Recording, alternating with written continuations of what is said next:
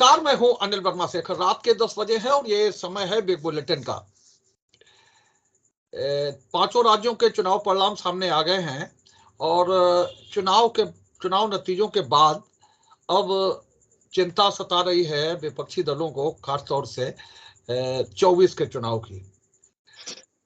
6 दिसंबर को इंडिया गठबंधन की बैठक बुलाई गई है। उसके जो कोऑर्डिनेटर नेता हैं उनकी खासतौर से दिल्ली में, और ये शायद इसीलिए जल्दबाजी की गई है कि समय कम है और तमाम सी चीजें सामने आ गई हैं, जिसकी वजह से कांग्रेस को इन राज्यों में पूरी पराजय का सामना करना पड़ा। और जाहिर सी बात है, पहले से ही कहा जा रहा था कि ये चुनाव सेमीफाइनल हैं और इनका जो मैसेज है वो 24 के चुनाव तक जाएगा। चुनाव नतीजों से जाहिर है कि भाजपा कार्यकर्ताओं के हौसले बुलंद हैं और उत्साह बड़ा है चुनाव के लिए काम करने का। उनकी जो नीतियां हैं, कार्यक्रम है, जिस लाइन पर पार्टी तैयारी कर रही थी उस पर एक मोहर लग गई है। खास तौर से कल भी हम लोगों ने चर्चा की, जो गरीब कल्याण की योजनाएं हैं भारतीय जनता पार्टी सरकार की, उन पर एक बार फिर मोहर लगी है। और दूसरी एक जो सबसे बड़ी बात कही जा रही है, वो बात ये कही जा रही है कि जो गठबंधन की राजनीति है उसमें या तो सही तरह से लोग बात को समझ नहीं पाए, या गठबंधन का इस्तेमाल इस चुनाव में हुआ नहीं। क्योंकि ये भी बात सामने आई है कि मध्य प्रदेश में संयुक्त विपक्षी दलों की एक सभा होने को थी, इसके लिए दिग्विजय सिंह ने मना कर दिया था, और ये अहंकार दिग्विजय सिंह का जो था वही निकल करके सामने आया, क्योंकि अखिलेश यादव के प्रति उनकी जो टिप्पणी है वो भी वायरल हो रही है मीडिया पर। दूसरे कुछ चीजें और निकल करके सामने आई हैं। ये कहा जा रहा है कि जो मुद्दे हैं विपक्ष के, उनको भी न तो धार दी जा सकी, ना जनता उन मुद्दों को स्वीकार कर सकी। खासतौर से जैसे अडानी का मुद्दा है, कांग्रेस ने बड़ा जोर शोर से इस मुद्दे को उठाया, संसद से लेकर के सड़क तक। लेकिन आम आदमी जो चाय की दुकान पे बैठता है या छोटे मोटे काम करता है, उसे अडानी के मुद्दे से कुछ कोई लेना देना नहीं। तो ये जो अडानी का मुद्दा उठाने में जो एनर्जी वेस्ट की विपक्ष ने, कांग्रेस ने, उसका भी कोई खास सौत असर, उसका कुछ खास लाभ ले नहीं पाई कांग्रेस। दूसरे, भारत जोड़ो यात्रा का बड़े जोर शोर से प्रचार किया गया, और भारत जोड़ो यात्रा चुनाव से बहुत पहले समाप्त हो गई। एक बड़े राजनीतिक दल होने के बाद भी नाम दिए गए कई बार स्थानीय स्तर पर यात्राएं होंगी उसी तर्ज पर। लेकिन वो जो राहुल गांधी का जो जुनून था वो चुनाव से बहुत पहले समाप्त हो गया, और उस जुनून को, उस संदेश को आगे नहीं ले जाया जा सका। ये बात भी निकल करके सामने आ रही है। तो सब चीजें हैं। विपक्ष के दलों ने, विपक्षी नेताओं ने, आज अखिलेश यादव ने भी प्रेस कॉन्फ्रेंस में कहा है कि, और जाहिर सी बात है, लोकतंत्र में सब चीजें लगी रहती हैं, हार भी स्वीकार करनी पड़ती है, जनता का आदेश है, जनादेश है, इसे स्वीकार करना पड़ता है। लेकिन तुरंत एक बड़ी लड़ाई, महान अभियान है 24 का, जिसके लिए बड़ा जोर शोर से तैयारी चल रही थी विपक्ष की, मोदी को सत्ता से अलग करने की, उस तैयारी में जरूर एक धक्का लगा है। सारे नेता स्वीकार भी कर रहे हैं, और सारी चीजें जो आपका चेहरा है वो चेहरा कह देता है। कुछ भी थे लोग कह रहे हैं। आज भी बहुत बड़ी प्रेस कॉन्फ्रेंस थी अखिलेश जी की, राहुल गांधी ने ट्वीट किया है, से कांग्रेस के अध्यक्ष हैं वो भी है। लेकिन चेहरे सब बता रहे हैं कि चेहरे पर किस तरह के भाव हैं, जो फेस रीडिंग जिसे कहते हैं, कि चेहरे सब बता रहे हैं कि किस तरह के भाव हैं विपक्षी नेताओं के। तो आज हम इसी सब पर चर्चा करेंगे, जो गलत बिगाड़ा है इन चुनाव नतीजों ने 24 की तैयारी का। और कितनी जल्दी विपक्ष अब संभल पाएगा इस बड़ी लड़ाई के लिए, क्या मुद्दों में परिवर्तन होगा और क्या तैयारियों में परिवर्तन होगा, क्या लाइन में परिवर्तन होगा, और खासतौर से कई चीजें कल भी हम लोग चर्चा किए थे कि प्रधानमंत्री के बारे में जिस तरह की टिप्पणियां बड़े नेताओं द्वारा की गई, उन्हें भी जनता ने स्वीकार नहीं किया। ये पहले भी ये बात सिद्ध हुई, चौकीदार चोर है का नारा लगा, इस चुनाव में भी ये बात निकल करके सामने आई। वही बात प्रधानमंत्री ने राहुल गांधी के लिए कही तो जनता ने उसे बहुत गंभीरता से नहीं लिया, लेकिन राहुल गांधी ने उसी बात को प्रधानमंत्री के लिए कहा तो उसका नेगेटिव एस्पेक्ट कहीं ना कहीं दिखाई दिया। तो ये सारी चीजें हैं। आप भी अपने स्तर से क्या सोचते हैं 24 की तैयारियों पर, किस तरह से जो विपक्षी दल हैं वो आगे बढ़ेंगे? और अब सबको लगने लगा है कि बिना गठबंधन के मोदी से मोर्चा लेना संभव नहीं है, और इसीलिए खड़गे साहब ने उधर मतगणना चल रही थी, उधर बैठक की तारीख का ऐलान कर दिया और 6 तारीख को बड़ी बैठक नहीं बुलाई गई है। जो कोऑर्डिनेटर है विभिन्न दलों के, एक अलग से छोटी कमेटी बनी थी, उसकी बैठक बुलाई गई है दिल्ली में। तो यही सारी चीजें हैं जिस पर आज हम चर्चा करेंगे। चुनाव नतीजों के बाद में किस तरह से तैयारियां चल रही हैं और क्या असर पड़ा है तैयारियों पर, मुद्दे किस तरह से बदल रहे हैं, और कई चीजें होती भी हैं। अभी सलमान खुर्शीद से भी बात हुई थी, तो स्थानीय मुद्दे बाद में जुड़ते हैं।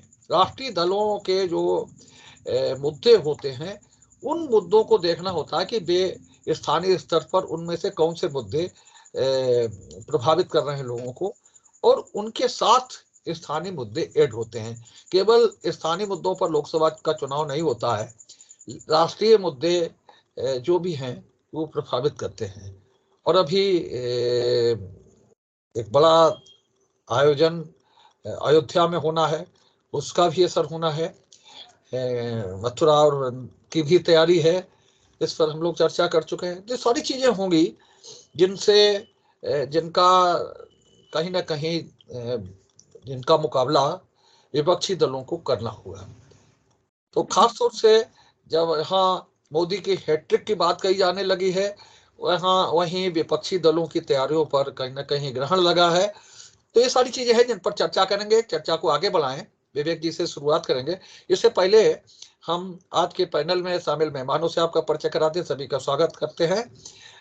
भारतीय जनता पार्टी से श्रीमती श्वेता दुबे हैं, महिला मोर्चा उपाध्यक्ष हैं। समाजवादी पार्टी से राघव दत्त मिश्रा जी जुड़े हैं, महानगर अध्यक्ष है समाजवादी पार्टी के। कांग्रेस से विवेक नारायण मिश्रा जी हैं, कांग्रेस के वरिष्ठ नेता। वरुण त्रिपाठी है, कांग्रेस है। और ऋतिक दीक्षित हमेशा की तरह हम लोगों से जुड़ते हैं हमारी टीम में, हमारे इस पैनल में। सभी का स्वागत है। और विवेक जी, क्या लग रहा है कि ये जो नतीजे आए हैं और जिस तरह से जो उत्साह था भारत जोड़ो यात्रा के बाद से कांग्रेस में, और कांग्रेस के जरिए दूसरे राजनीतिक दलों में भी जो था कि कांग्रेस कुछ कर सकती है, उस कांग्रेस ने बहुत निराश किया है। और कांग्रेस अब कहीं भी जो क्षेत्रीय दल है उन पर दबाव बनाने की स्थिति में नहीं रही। आज अखिलेश यादव ने उत्तर प्रदेश में इस चीज को स्पष्ट भी किया है और वो याद दिलाया कि बहुत पहले जब गठबंधन की बात, इंडिया गठबंधन की बात शुरू हुई थी, उस समय भी यही कहा गया था कि जिस राज्य में जो दल अधिक प्रभावी है वही आगे बढ़कर के काम करेगा, वही दूसरे दलों को शेयर करेगा टिकटें। तो क्या लगता है कि इन नतीजों ने बहुत निराश किया है, और चुनाव की जो तैयारियां चल रही थी, जो जोश था कांग्रेस के लोगों में भारत जोड़ो यात्रा के बाद से, उस जोश ठंडा पड़ा है और अब नए सिरे से फिर वही जोश भरना पड़ेगा?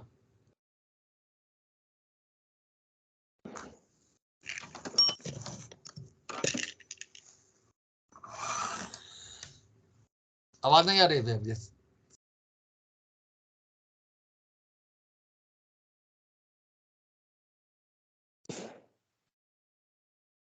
आवाज नहीं आ रही?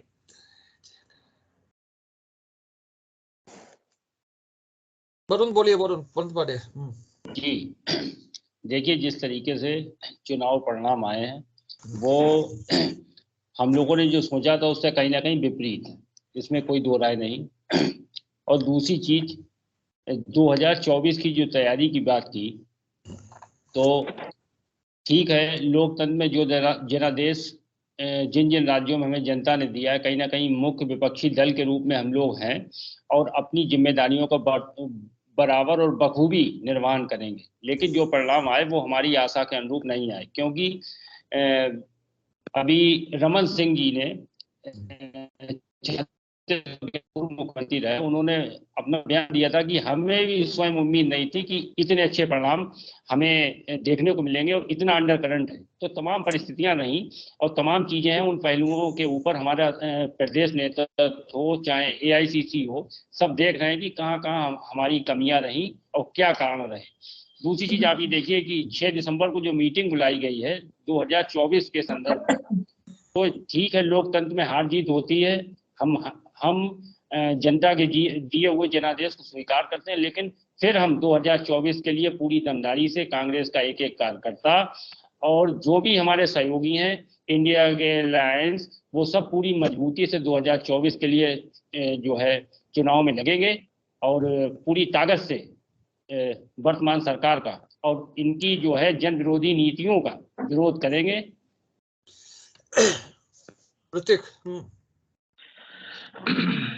अगर पिछले चुनाव की बात करें तो जो नतीजे आए हैं वो स्पष्ट ये कर रहे हैं कि आने वाले जो आगामी लोकसभा चुनाव है उसका रास्ता कुछ बीजेपी के लिए साफ होता चला जा रहा है। अगर बात करें कि क्या कांग्रेस की कमियां रही या फिर कहें कि क्यों बीजेपी हैट्रिक मारने जा रही है, इसका एक ही उदाहरण है, इसका एक ही उत्तर है, वो है PM मोदी का एक स्पष्ट तरीके से अपनी जनता से बात समझा पाना और सही तरह से अपनी नीतियों को आगे रख पाना। मैं हर बार कहा हूं फिर कहता हूं, इंडिया अलायंस आज भी अपनी जो है आइडियोलॉजी को क्लियर नहीं कर पा रहा है। इंडिया अलायंस के जितने भी घटक हैं, जितने भी दल हैं, वो अपनी अपनी राजनीति संभालने के लिए अलायंस में जुड़े हुए हैं और एक दूसरे के प्रति कोई भी ये नहीं है कि मजबूती से चुनाव लड़ने के लिए वो अपने अपने स्वयं के जो सत्ता पाने की जो इच्छा है उसको पूर्ण करने की कोशिश में लगे हुए हैं। अभी मैं कुछ ट्विटर पे देख रहा था तो मुझे एक और बहुत ही ज्यादा चौंकाने वाली चीज सामने आई कि अगर आप सभी लोग जो पैनलिस्ट हैं आप भी देखेंगे, ट्विटर पे जाइए या कभी भी अभी आप देखिए वायरल क्या चल रहा है, तो देखिएगा आप नॉर्थ साउथ पॉलिटिक्स में क्लैश चल रहा है। जो आज की ट्रेंडिंग है वो लिखा है कि नॉर्थ के लोग जो है, नॉर्थ की जनता बीजेपी को सपोर्ट कर रही है और साउथ की जनता जो है वो बीजेपी का विरोध कर रही है। ये आज मैंने ये मुद्दा इसलिए उठाया क्योंकि ये बहुत वायरल हो रहा था, कई इसके ऊपर बातें आई। तो ये चीज हमें लग रहा है कि ये इंडियन अलायंसेस का एक मतलब एक जैसे ही ट्वीट्स हैं सारे, एक ही भाषा शैली के हैं।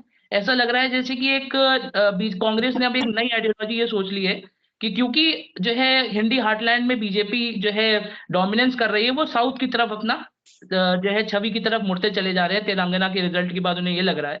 लेकिन इस चीज का मैं एकदम खंडन इस तरह से करना चाहूंगा कि अगर 2019 में हम लोग देखें बीजेपी का वोट शेयर, तो आप ये तो कह रहे हैं कि CM कोई बीजेपी का नहीं है, पर जितने भी MP के चुनाव हुए 2019 में, MP के जितने भी इलेक्शन हुए उसमें MP काफी जो है MP जो है वो साउथ रीजन से जीत के आए हैं। तो इस बात का मैं खंडन करना चाहता हूं कि आप सिर्फ एक मैप दिखा के, CM का मैप दिखा के ये कहना चाहें कि यहाँ पे बीजेपी की कोई उपस्थिति नहीं है, वो भी बात गलत है। आज फिर मैं कहना चाहूंगा कि इंडियन अलायंस जो भी है ये अपने आप को क्लियर अभी तक नहीं कर पाई है। 5 महीने बचे हैं आगामी चुनाव को। हिंदुत्व की जो राजनीति बीजेपी करती है वो बहुत मुखर रूप से अपनी आइडियोलॉजी को स्पष्ट करते हुए कर रही है, लेकिन अभी तक किसी भी, यही रीजन है कि जो है जनता उनको सपोर्ट कर रही है। आज अगर हम लोग बात करें, अगर हम लोग देखें कि बीजेपी ने राजस्थान में कोई भी अपना जो है कैंडिडेट नहीं दिखाया, CM चेहरा नहीं दिखाया, क्योंकि उन्हें पता है, क्योंकि CM कैंडिडेट बात की बात है, पहले मोदी के जो छवि है उससे ही अगर बीजेपी को साथ पड़ रहा है तो CM नहीं दिखाएगी। वहीं अगर हम लोग मध्य प्रदेश की बात करें या राजस्थान की बात करें तो पिछले चुनाव में हम लोगों ने देखा था कि कांग्रेस जीतने के बाद भी अपने आपस में मतभेदों में लगी रहती है। आप देख सकते हैं ज्योतिरादित्य सिंधिया ने अगर जीती हुई सरकार को तोड़ के अगर दूसरी सरकार में जाके उन्होंने गठबंधन बना के जीते हैं, तो ये कांग्रेस को सोचना चाहिए कि जो नई पीढ़ी है उसको थोड़ा सम्मान दे। कांग्रेस का हारने के 3 वजह है। एक तो पहला ये है कि कांग्रेस अभी नई सोच और नए चेहरे के साथ उतरने की कभी राजनीति कर ही नहीं रही है। दूसरी चीज ये है कि कांग्रेस में घमंड है। आज वो घमंड हम लोग देख सकते हैं आराम से टूट गया है, क्योंकि जितने भी छोटे दल हैं वो अब कांग्रेस को दिखाना चाहते हैं कि आप अब उस हैसियत में नहीं कि आप इंडिया अलायंस को अपना जो है आप कह सकते हैं कि आप सबसे बड़ी पार्टी है। तो ये सब चीजें देख के हमें आगे के चुनाव में स्पष्ट लग रहा है कि अभी अगर कोई ठोस कदम इंडिया अलायंस नहीं उठाए तो उनके पास कोई भी एक मुद्दा नहीं रहेगा जिसको वो बीजेपी का सामना करने वाले हैं और बीजेपी हैट्रिक फिर मानेगी।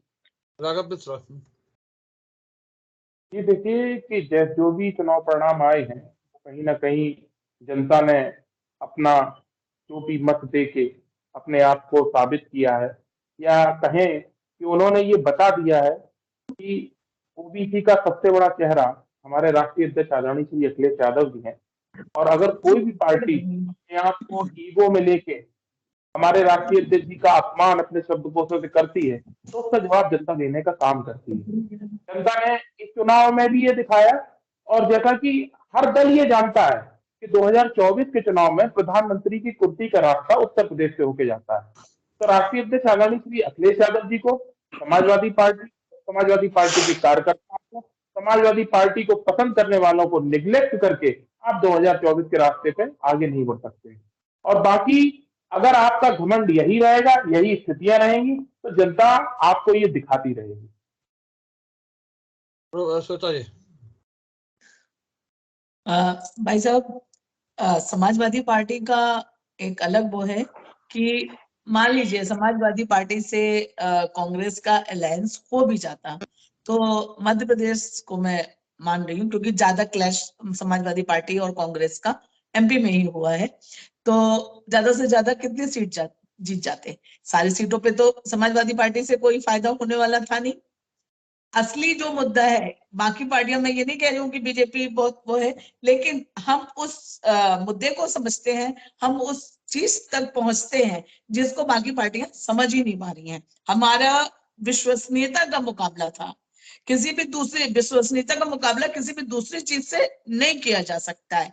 सारी पार्टियों ने खूब फ्रीबीज बताई, ये देंगे हम, वो देंगे, और तो और तेलंगाना तक में तो कह दिया गया 1 लाख रुपए और 1 तोला सोना भी देंगे।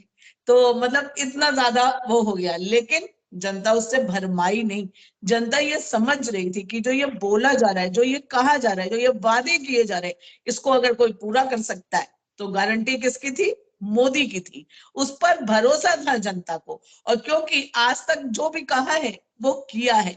विपक्षी पार्टियां नहीं मानेंगी, वो अलग बात है, लेकिन जनता मान रही है, और इसका उदाहरण ताजा जनादेश है। और तमाम मुद्दे खड़े किए गए। आप सारे मुद्दे एक लाइन से गिना दीजिए, मैं गिना सकती हूँ।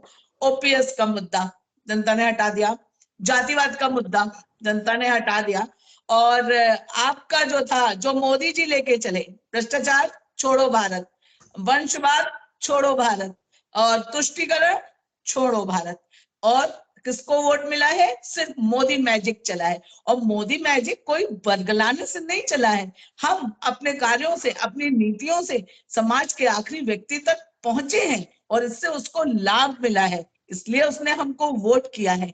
चाहे वो समाज का पिछड़ा व्यक्ति हो, महिलाएं हो, और महिलाएं और जो योजनाओं का लाभ जिन लोगों को मिला है, वो एक हमारी मजबूत शक्ति बनकर उभरे चुनाव में, और उन्होंने हमें वोट किया, तब आज हम इतने भारी उससे जीत पाए हैं। और तेलंगाना में भी हम पीछे जरूर है, लेकिन हमारा वोट परसेंट बढ़ा है, और हमारा वोट परसेंट ओवैसी जी की पार्टी से भी ज्यादा हो गया है। वो 3रे नंबर पे आ गए हैं और हम 2रे नंबर पर हैं। तो हमारी राष्ट्रीयता, सबका साथ, सबका विकास और सबका विश्वास लेके जो हम चल रहे हैं, उस पर जनता ने मोहर लगाई है, और इसको आप लोगों को स्वीकार करना पड़ेगा। और आप तो जनता के मुद्दे क्या सुलझाते? जनता को ये समझ आ गया कि आप हमारे मुद्दे तक पहुंच ही नहीं पाएंगे, आप तो आपस में ही लड़ रहे हैं।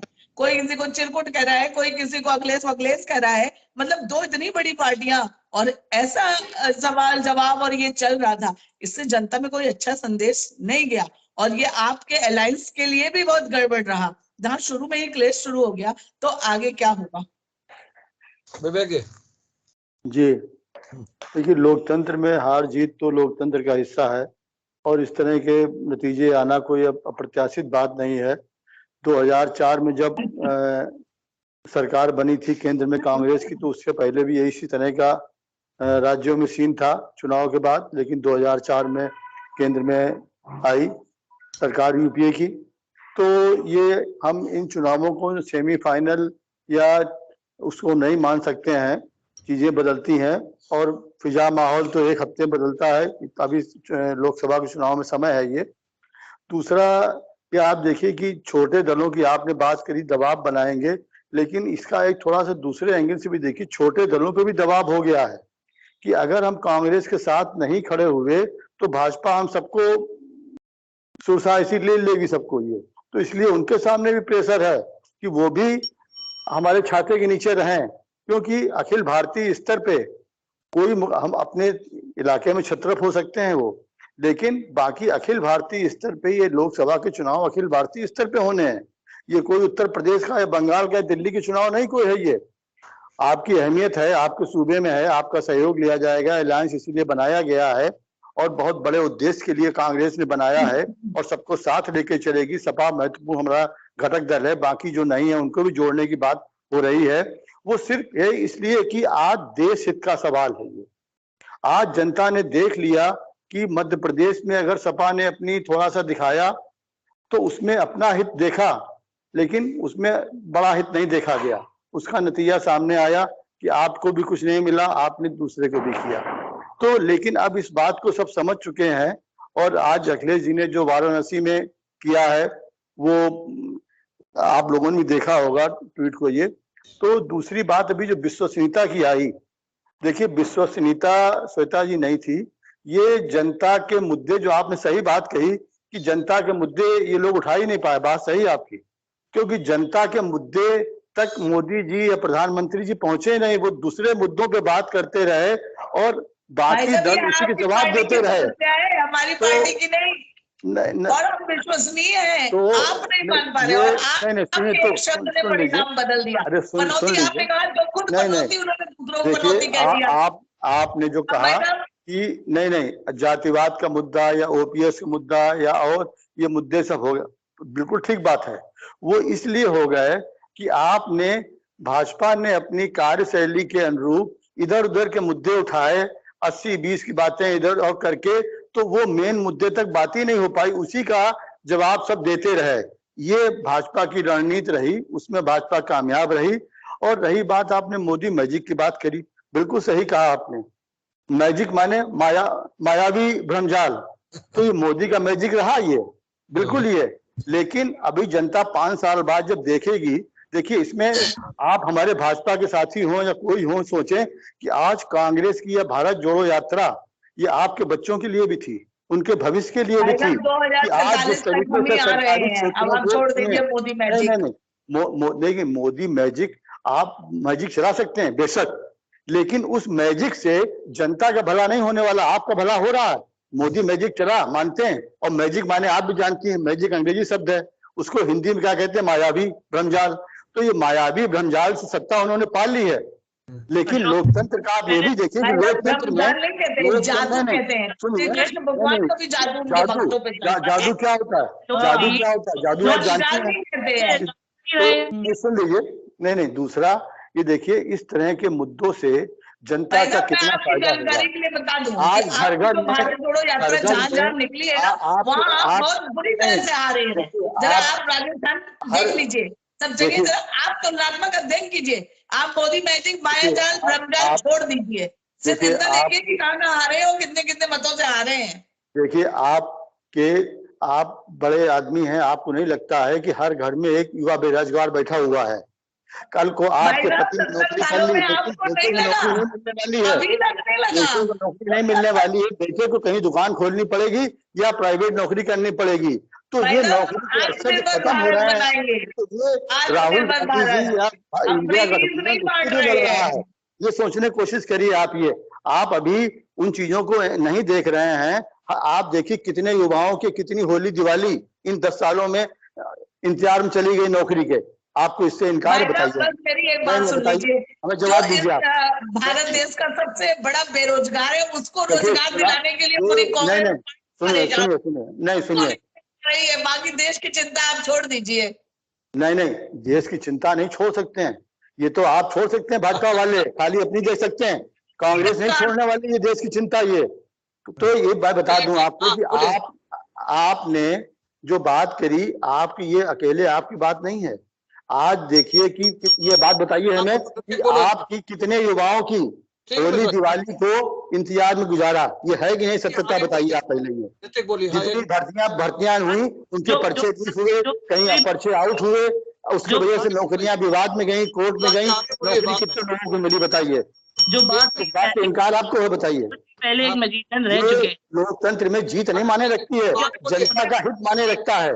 जनता का फायदा क्या हो रहा है? कितने युवाओं को नौकरी मिली, कितने खाली पड़े हैं, सही बात है। अगर ये बात कहा जाए तो आखिरी बार 2011 में कांग्रेस आसाम में रिपीट करी। आसाम मतलब कांग्रेस अपनी जो सीट होती है जिसमें 5 साल शासन करती है, वो ही नहीं बचा पाती है, और फिर वो कहती है कि इंडियन अलायंस की हम जो है चेहरा बनना चाहते हैं। एरोगेंस अभी भी कम नहीं है, अभी भी खुद को सबसे बड़े दल मानते हैं। हंसी तो इस बात पे आती है, कि चुनाव हारे राहुल गांधी 65 चुनाव, और आज भी उस कुर्सी पे बकायम है। ये शायरी अगर फिर मैं याद जाता हूँ तो एक शायरी सुन लीजिए, बहुत बढ़िया है। राष्ट्रपति हुए वो अब्राहम सुनते देखिए, कहते हैं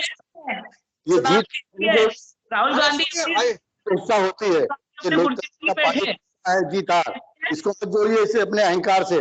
सुन लीजिए अंकल, सुन लीजिए, बहुत बढ़िया शायरी है, बात तो मानिए। ये कुर्सी है तुम्हारी, ये कुर्सी है तुम्हारी, कोई जनाजा तो नहीं। जब कुछ हो नहीं सकता तो उतर क्यों नहीं जाते? तो बिल्कुल सही कहा आपने ये बात। अगर कांग्रेस में 65 चुनाव हारने के बाद भी राहुल गांधी अगर जो है चेहरा है कांग्रेस का, तो उनसे तो हो नहीं रहा। ये जनाजा नहीं है कि आप बुत बने बैठे हैं। आप उतर के दूसरे को मौका दीजिए, अपनी आइडियोलॉजी रखिए। आप कह रहे हैं 1 महीने में चुनाव बदल जाता है, 1 हफ्ते में चुनाव बदल जाता है। आपने अभी तक बताया नहीं कांग्रेस ने कि हमारी सोच क्या है, जनता किसमें सोचे, क्यों बदलेगा। आप कह रहे हो एक हफ्ते में चुनाव के परिणाम बदल जाता है, एक अलग स्विंग चल जाती है। जब तक जनता को क्लियर नहीं होगा कि किस मुद्दे से लड़ रहे हैं, हम लोग कैसे एकदम अपना दिमाग बदल दें? ठीक हो गया। हाँ रुको रुकिए 1 मिनट। अरे रुकिए भाई 1 मिनट। मुद्दे गिनाए भी, आप इजाजत दें, अगर इजाजत दें तो पूछ लीजिए। हाँ बोलो, जल्दी से बोलो, आगे बोलेंगे। हाँ, हम इतना ज्यादा नहीं आदमी को करना चाहिए कि जिस तरीके से आपने कितने चुनाव 2014 से पहले जब शुरुआत भाजपा की हुई थी तो कितने चुनाव भाजपा हारी थी, लेकिन हमने आपकी पार्टी, आपके नेताओं के ऊपर तमाम आक्षेप नहीं लगाए। हमने एक जो सत्ताधारी दल और विपक्षी की जो भूमिका होनी चाहिए, उन दोनों में समावेश मिलजुल के काम किया। लेकिन कहीं ना कहीं आपकी पार्टी, आपका कल्चर आज विपक्ष को पूरी तरीके से दमन और कुचलना चाह रहा है। जो आपने जो पूरी तरीके से 2014 के बाद एक प्री प्लान्ड प्लानिंग कर रखी, लेकिन निश्चिंत रहिए, जिस दिन और धीरे धीरे जनता की आंखें खुलती चली आ रही हैं, जिस तरीके से जनता देख रही है, और वहां आपका साफ हिमाचल में आप हारे, हमारे नेताओं के कोई भी बयान आपके नेताओं के खिलाफ इस तरीके के नहीं आए होंगे। लेकिन अभी जो चुनाव अभी जिन 4-5 राज्यों में हुए, तो कहीं ना कहीं भाजपा फिर अति उत्साहित है। निश्चिंत रहिए 2024 में ये इनकी अहंकारी सोच है। मैं अपनी बात को अगर आपके सामने रखूं तो जैसा कि हमारी बहन जी ने अभी कहा कि हम अपनी विश्वसनीयता पर अडिग रहे और हमने जो कहा वो पूरा किया। हमने, हमारे प्रधानमंत्री ने कहा खातों में रुपए आएंगे, तो 1-1 करोड़ रुपए तकरीबन आगे तक की प्लानिंग है। बहन जी ने भी बताया कि वो 70 साल तक राज करेंगी। इसके भी घमंड होते हैं ना, करेंगे। इस पृथ्वी पर घमंड रावण का नहीं रहा। रावण जैसा ज्ञानी न भूतो न भविष्यति। तो भारतीय जनता पार्टी किस घमंड में जी रही है जो भारतीय जनता पार्टी के प्रवक्ता कह रहे हैं हम 70 साल तक राज करेंगे। राज करेंगे आप राज करेंगे, राज जनता करती है। पहले तो इस बात को अपने मानसिक पटल से हटाइए कि आप राज करेंगे। अगर आप राज करने आए हैं, आप तानाशाही करने आए हैं, तो लोकतंत्र की हत्या कर दीजिए। हत्या तो आपने कर ही दी है, एक सामाजिक रूप से हत्या कर दीजिए। पहले आप सुनिए,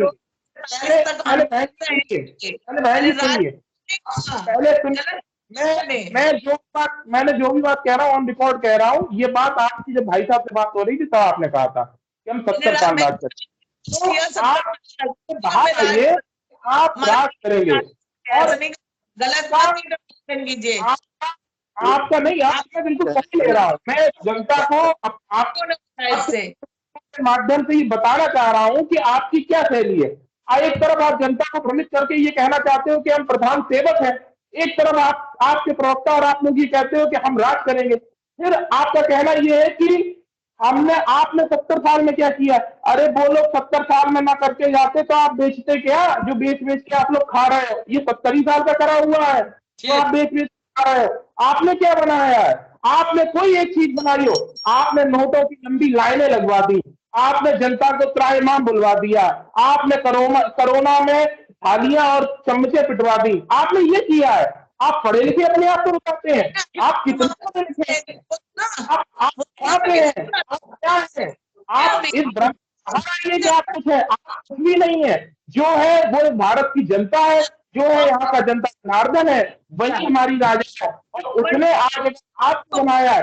आप मेरी बात को ध्यान रखिएगा। आप कह रहे 70 साल, आप 70 साल तक नहीं पाओगे सरकार में, आपको सरकार नहीं मिलेगी। आप जनता को भ्रमित कर सकते हैं। आप 2 किलो राशन में जनता को जो खरीदने की मानसिकता रख रहे हैं, जनता बिकी नहीं है, न जनता बिकाऊ है। अगर आपने कोई कार्य किया होता तो आपको राशन देने की जरूरत नहीं पड़ती। आपने समाज के लिए कोई कार्य किया होता तो आपने नौकरियां दी होती। आपने कोई कार्य किया, आपने कुछ नहीं किया। आपने जनता को हिंदू मुस्लिम में उलझाया, मंदिर मस्जिद में उलझाया और शाम को देखा कि मजदूर क्लास का आदमी एक क्वार्टर खरीदे और पी के सो जाए और घर वाले अनाज से पल जाए। आपने देश को भ्रमित करने का काम किया, आपने देश की हड्डी को कमजोर करने का काम किया। आप इस चीज को नहीं स्वीकारते हैं। ठीक। हाँ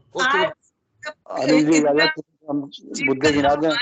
के बाद भी अगर कांग्रेस और सपा ये बोल रही है तो मुझे 2024 का परिणाम एकदम स्पष्ट साफ दिखाई पड़ रहा है कि जो स्थिति आज अब की है 2024 में कांग्रेस और सपा की स्थिति इससे भी बुरी होने वाली है।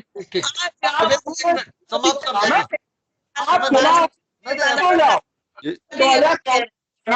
दिख रहा है तो आप चुनाव आयोग में यार आप देश का पैसा बर्बाद करोगी, भाजपा का पैसा, भाजपा का क्या हम लोगों का पैसा बर्बाद करोगी। आप चुनाव आयोग में जाओ और 2024 का परिणाम मुझे मालूम है और मोदी जी को कुर्सी पर बैठा दिया जाए। आई के लिए आप चुनाव करा रही है। आप इतने आपको 2024 का भी परिणाम पता है, आपको आगे भी पता है, आपको 70 सालों का परिणाम पता है। आप चिंता मत कीजिए, आपको 2024 में भी पता लगेगा और आगे आने वाले 70 सालों में भी पता लगेगा। और आप देख लीजिएगा हमारे राष्ट्रीय अध्यक्ष आदरणीय श्री अखिलेश यादव जी एक दिन इस देश का प्रतिनिधित्व करेंगे और जनता का प्रतिनिधित्व करेंगे और इस युवा का प्रतिनिधित्व करेंगे। चलिए बस एक मिनट, एक जानकारी मैं दे दूं, इनको पता नहीं है कि सपा के तो अभी ये जब पूरा सर्वे हुआ है सबसे ज्यादा पैसे वाले सपा कार्यकर्ता है। जेपी चुनाव से पहले ऐसे जीतेगी कि एक तरफ राहुल गांधी खुद को पीएम मानते हैं, समाजवादी पार्टी के लोग कहते हैं कि हमारे लोग हमारे पीएम बनेंगे, तो ये तो बीजेपी चुनाव इंडिया लाइन चुनाव तक चल जाए। मुझे तो ये बात का डर लग रहा है। बिग बुलेटिन की आज ये लोकतंत्र है, यहाँ सबको मानने का हक है। बिग बुलेटिन की आज की इस बहस को यहीं समाप्त कर रहे हैं।